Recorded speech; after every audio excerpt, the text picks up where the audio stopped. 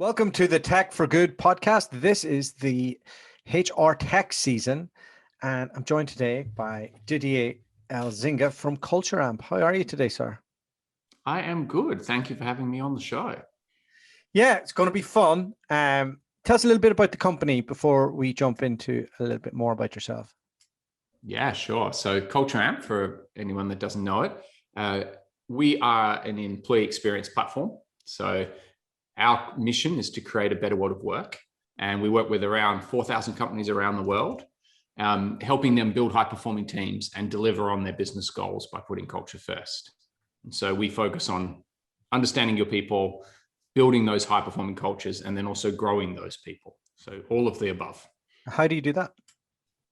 So it's a combination of different things. I mean, our life started as an employee engagement platform. So we really helped organizations listen to their employees, understand their employees through surveys and other tools, and then pulling that data together wherever the data was, joining the company, leaving the company, while you're at the company.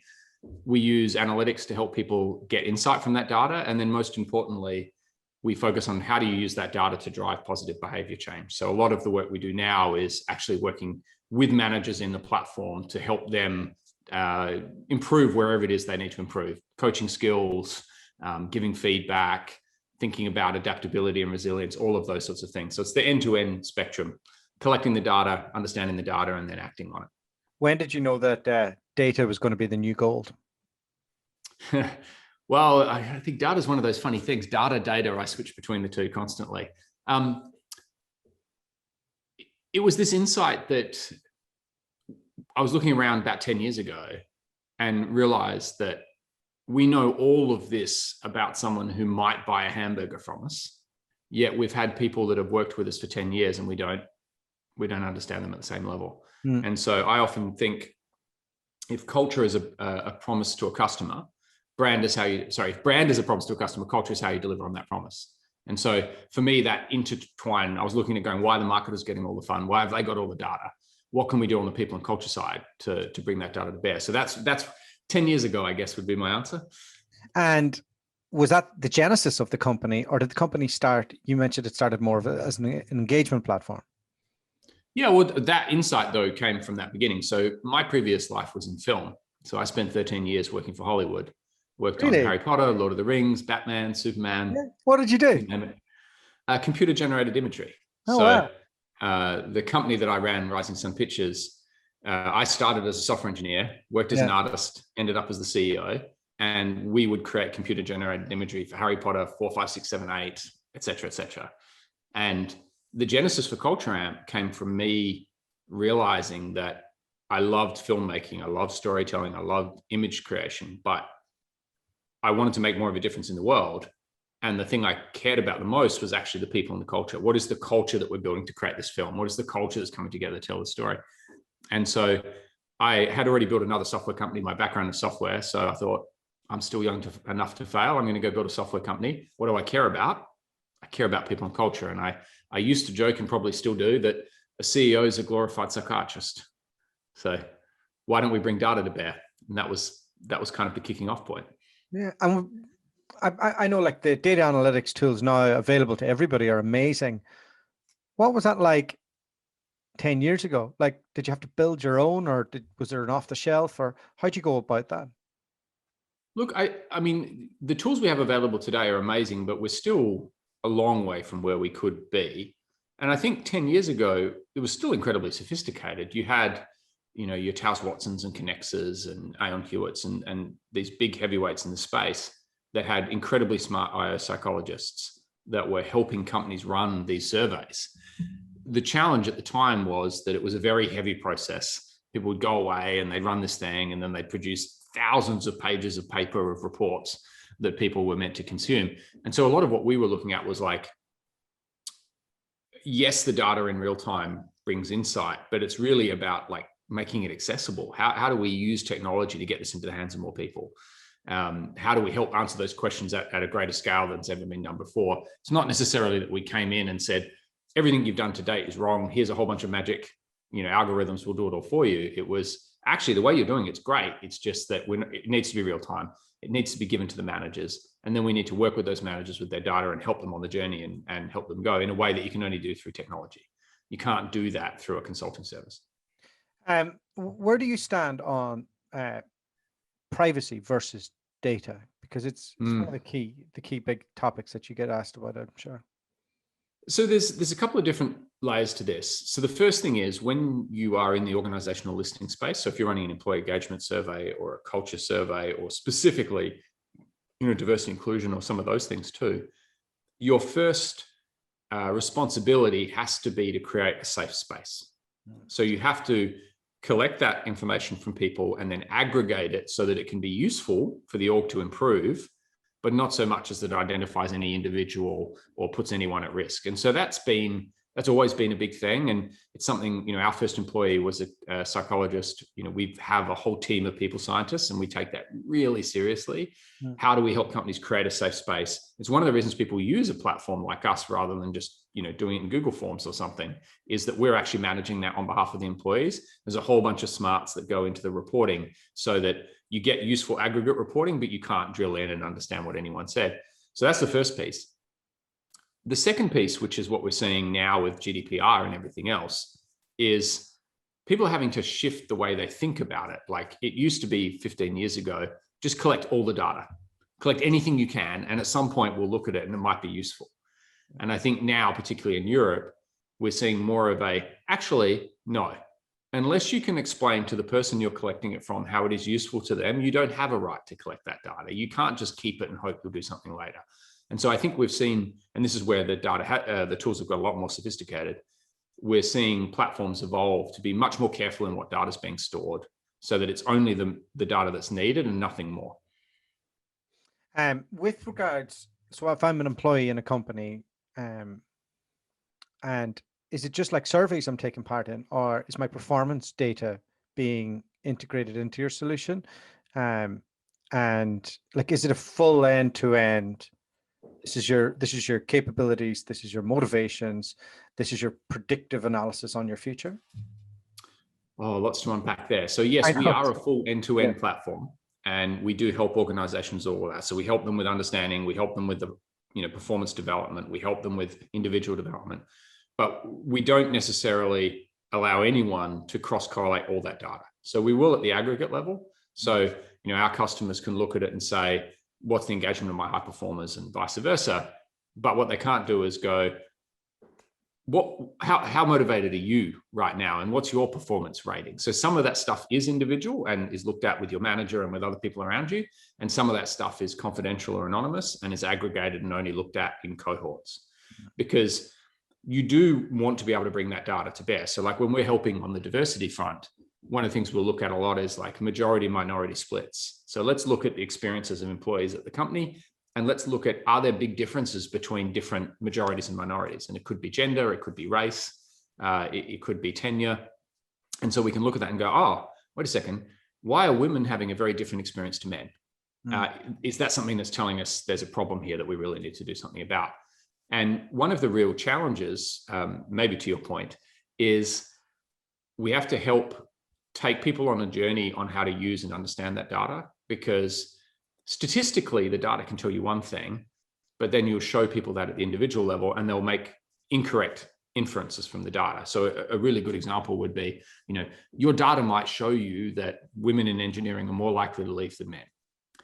And then if we show that to a manager and say, hey, you've got Mary and 4 men, they're like, oh, Mary's more likely to leave. Well, actually, statistically, Mary is not more likely to leave. 100 Marys is more likely to leave, but not Mary herself. So you shouldn't make a decision on her based on that statistical inference. And so there's a lot of nuance in giving people better data. And it's that Dieter Ram's, I need better data, not more data. Like, how do we help educate, not make things worse? Now that you've opened up this can of worms, let me jump into it a little bit. So equity in the hiring process and in promotion and in all of that seems to be something that a lot of people are trying to solve right now. Yeah. The stats are out there that women are going to be more qualified than men over the next 10 years. If they're not already, they're going to be performing better in the workplace. Do you think it'll actually flow the other way completely when we get there, or how do you think it's going to pan out to do this right?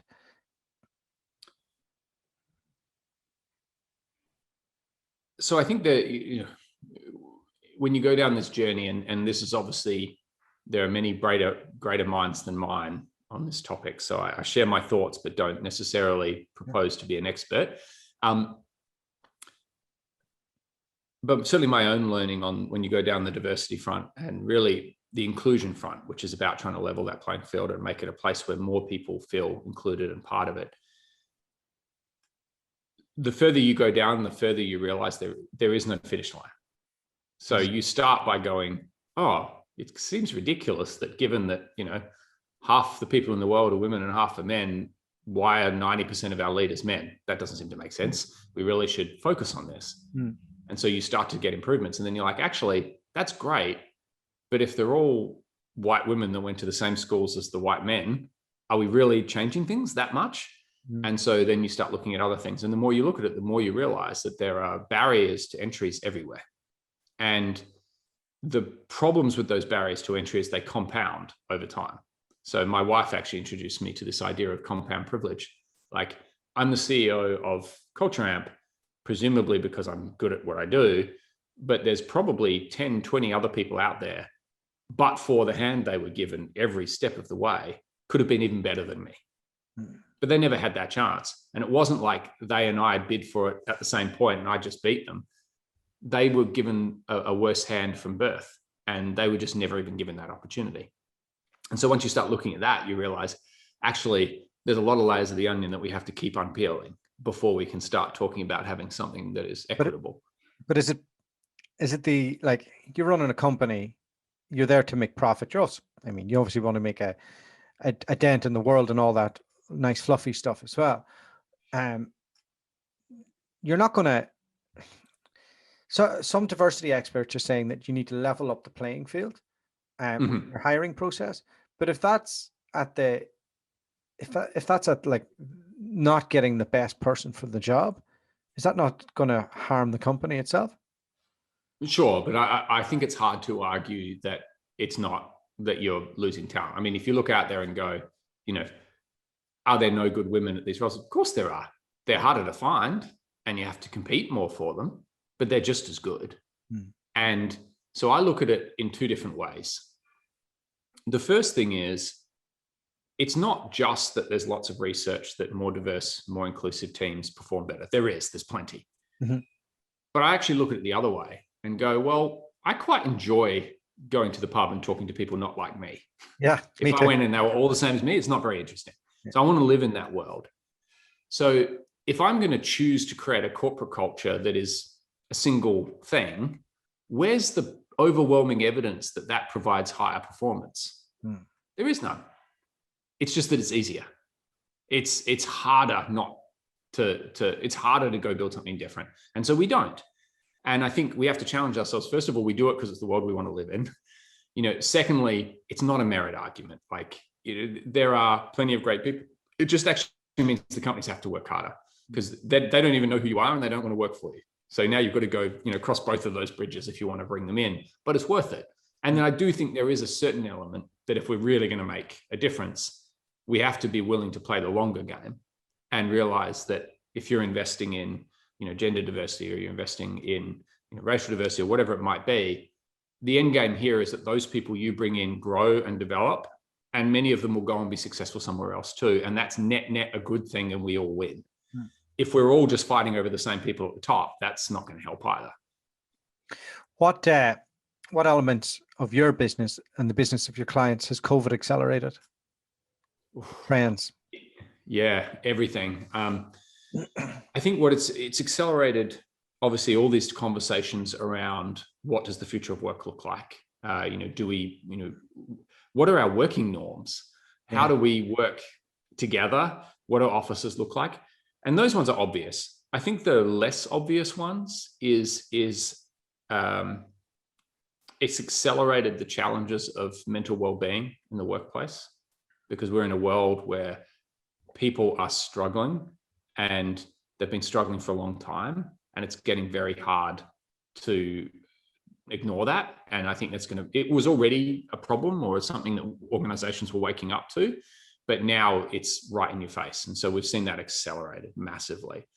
Inclusion and diversity is also a huge challenge now that everyone is distributed. Like, in some ways it's good because it creates more access, but in other ways it perpetuates the same challenges that existed before. And so that's becoming a big problem.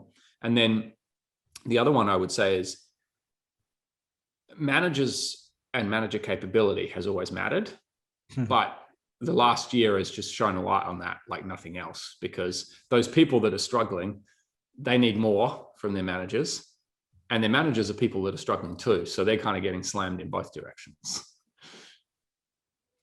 It's a really interesting time. And with regards any data on remote working and team norms, what are you seeing from actual team members? So we're seeing it shifts. So there's no static view, like on week to week it'll move. But if I look across all the data that we've seen so far, very small number of people want to come back full time.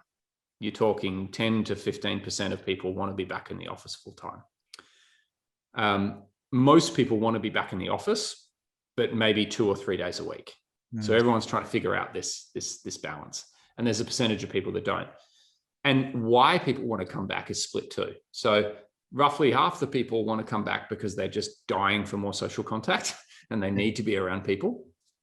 And then the other half are dying to get them back into the office because they need someone to do a quiet phone call because they can't do it at home. Yeah. And that comes down to the equity piece as well. Like, I have a nice home office. My kids are in a nursery, but if I was in a high-rise block and I had 4 kids at home, I couldn't afford a nursery. I didn't have access to a new laptop and all of this stuff. I'm not going to be able to perform in the same way as that other guy. You know? Yeah, and think about like early career people, like, you know, think about the share accommodation we had when we first left home. You imagine trying to work out of that? No, not for my life in Melbourne. I can't. I definitely can't. So yeah, I mean that stuff is definitely you know, something we're seeing playing out. And then the other things we're seeing, which are really interesting, is people are wearing out, not just burning out, but wearing out. Yeah. And that's playing out in different ways. So people's job satisfaction is changing. And there's a kind of interesting thing that's going on where for many people, their job was a social contract. So I do these things you need me to do. I get to be in this place. I get to interact with these people. And the sum total is something that I'm happy with. And what we've seen is people that have been sent home, they're not having the social interaction. They're not having the incidental stuff that they used to enjoy. And so now all they have is their job. And so all day they're doing the thing that's the one thing that they're being asked to do. And a lot of people actually go, I don't even like this. Yeah. When all this is all that it is, this is not actually what I want to do. I want to go do something else. So we're seeing much higher attrition across the board, as there's a lot of people that are going, actually, this is not the bargain that I wanted to have. I need to do something different. And they don't know what they want to do. They just don't want to do what they're doing right now. So we're seeing a lot of churn in people shifting roles. When did you know you were onto something? So interestingly, when we started life as a company, the first thing I built was a performance development product. So my initial idea was, why is it that we always have an annual backwards looking, universally loathed performance appraisal when it should be a continuous forward looking coaching conversation? So we actually built a product around that, and I had lots of interest, but it was hard to get it turned into something. We looked at that and thought, this is not quite getting the traction we want. And I think we're probably about 6 years too early on that idea. And instead we went, well, what if we took the same idea, but we applied it at the organization level? And so we started looking at employee engagement, and we found that was like overnight was the difference, because everyone already had that challenge. Orgs were already doing that, and we were just finding it, helping them do it in a better way. And so we knew almost straight away. And we basically put together a 4-page deck. I went and pitched it to 10 CEOs. 4 of them said they'd buy it if we built it. We got our first customer. All we had was the survey collection piece. We had no reporting, so we were building the reporting while the data was coming in, and then off we went. Were you were you doing? Were you bootstrapping this, or were you? Yeah, we bootstrapped the company to about $1 million in revenue. Oh, wow. Back in 2015. What was that process like when you were like, okay, now I have to go get other people in to get it to the next stage? When you like had your baby and you had it up to a certain point, it must have been a bitter and exciting pill to swallow at the same time. No, I was looking forward to it. I mean, I was working on it on my own, and I was in a co-working space next to Doug and John, and they ended up becoming my co-founders. And we brought in Rod, who was the fourth as well, and we all joined in together. So we're all software engineers. Yeah. And going back to the diversity piece, white 30-something IT male brunettes. So like no diversity on any of it, which is a debt we've been paying down ever since. But the quadruple threat. Yeah. It was great. It was a lot of fun. It was just actually fun to have people to work with again. And like I had been, before I started this, running a 250 person company. So I was looking forward to, I wasn't sitting there going, if I could do this all on my own, I'd be happy. I was like, all right, cool. Let's get this going. Let's go hire people. Let's get started. And then, as I said, our first employee was Dr. Jason McPherson, who's our chief scientist.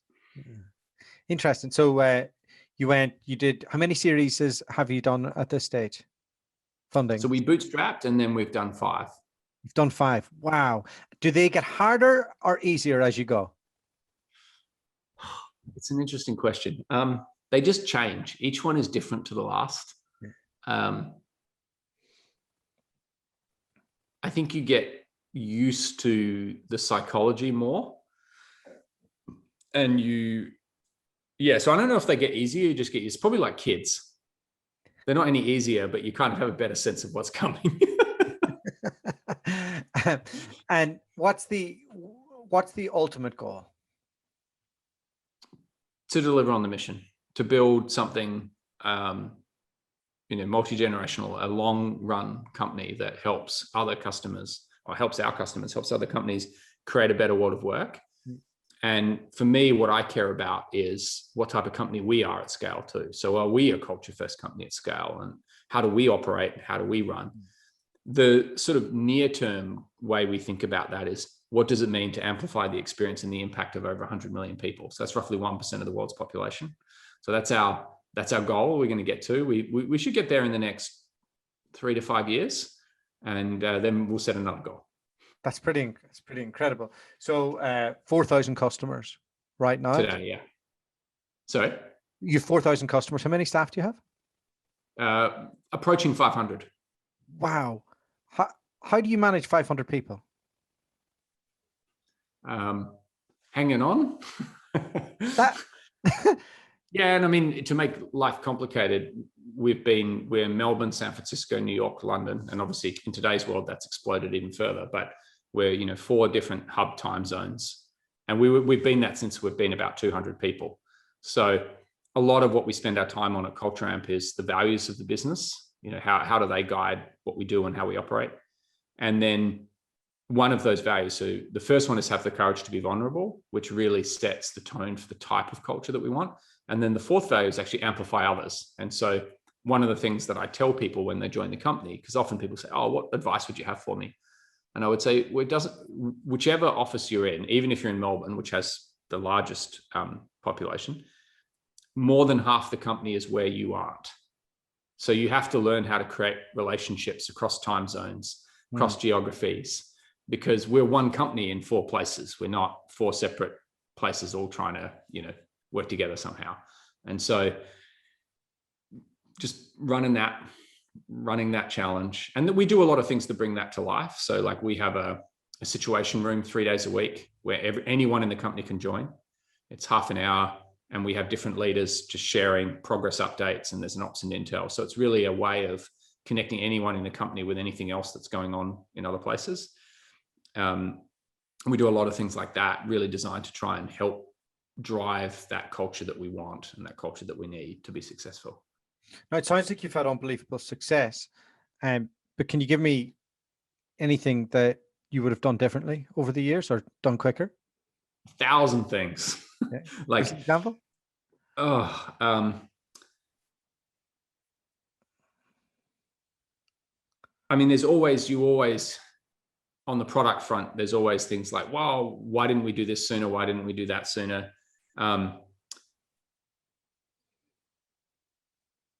I think when you look back, most of the things where you think you could have made the biggest difference actually come back to hiring. Like, either if I'd only hired that person sooner, what a difference. They were amazing, but if we'd had them on earlier, it would have made a bigger difference. Or maybe we hung on too long with that person, or we didn't, you bring someone in and go, I didn't even realize we needed this, but like, where's this been all my life? So as you grow from, 10 to 500 people, you're constantly realizing, oh, what's growth ops? We've got that. Or what do you mean we need a dedicated support team?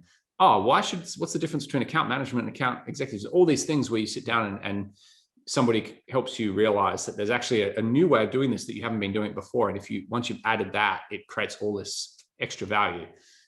User experience design, splitting up people science into behavioral science and different aspects, all of these things. So for me, I wouldn't call them mistakes, but knowing what I know now, I would go back and make many different choices and different decisions. And I think we could probably have gone faster than we did. Whether that's the goal is a different question. No, it's really interesting. But a couple of questions to finish up. Who out there inspires you in business?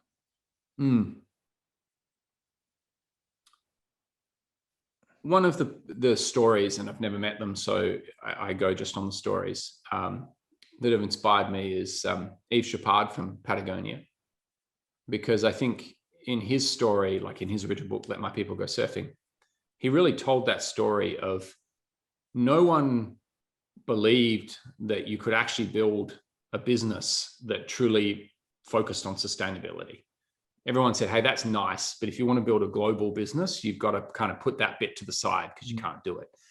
And, I think they demonstrated you can. And not only can you, it is your brand, and that's part of the power. And so for me, a lot of what I've drawn upon at Coltrane has been the idea of the same thing, but for culture. Like, people talk about, that's all nice, but if you've got to be more ruthless than that, or you've got to, focus on this, because otherwise you won't be successful. And I sit down and go, well, that's your way, that's fine, but there are other ways.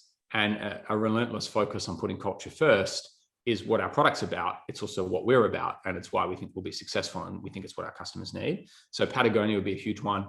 Taiichi Ono, who's the chair of Toyota. So a lot of what informed me when I was in the film days, and certainly in the way I think about how businesses operate, is that what I would call Eastern lean. And so a lot of the thinking behind that, and continuous learning, and this real, they have this Gemba Gamechi. I'm not sure how to say it, but it's like, go see. Like, if you as a manager, if there's a problem, you don't read a report, you go with the person to see it, and you understand it yourself in first principles. All these sorts of things have heavily informed me. And then the other one, more recently, Brene Brown and Ibrahim Kendi are two people who, in reading their work, so Brene Brown on the power of vulnerability and Ibrahim Kendi on how to be an anti-racist, have both heavily affected how I think about the world. And so they've inspired me a lot in terms of what type of business I'm trying to build. And just a final question. If, like, I'm sure a lot of young entrepreneurs trying to break into the HR tech space would look up to the journey that you went on. What one piece of advice would you give them? When people ask me, like, what's your advice for an entrepreneur, or, what advice would you have for me starting my entrepreneurial journey? My usual advice is don't. It'll be harder than you think. Yeah. And my second advice is don't. And then my third advice, if they won't give up, is like, okay, look, it'll take you a minimum of 7 years to get to something that you can be proud of. So you've got to be willing to commit to that. At the minimum, you've got to be willing to spend 2 years and walk away with nothing to show for it and still be okay. And so if you're kind of like, look, I care enough about this problem that even if I fail, even if I spend 2 years and get nowhere, I'm okay with the idea that 7 years from now, my friends will be partner at a law firm, or they'll be doing this, or be doing that, and I'll still be sweating it out. All right, now you can go do it. And then at that point, my piece of advice to you would be, what matters is how many people believe in you, not how many people don't. Because early on, if your idea is a good one, everyone will tell you that it's a bad idea. And if nobody thinks it's a good idea, then maybe it's not. But if 5 or 10 people go, actually, that's really powerful. I would use that or whatever. You have something, like treasure that, focus on them and ignore everybody else. That would be my advice. Because I've been told no, like I've been told every step along the way, product won't work. The buyer's poor. There's not enough revenue. You'll never get to 100 million in revenue. You can't do it that way. You can't hire salespeople without commission. You can't do this, can't do that. Even today, I still get told, yeah, what you've done is nice, but you won't get to the next level. I've been hearing that for 10 years. How do you know if you're wrong or if you're early? You don't. I think you need to be, yeah. You need to be naive and arrogant at the same time. Didier, thanks so much for your time. That's us today. Really appreciate it. Really insightful. I've learned lots, and thank you so much for your time again. My pleasure. Hopefully it was useful to someone.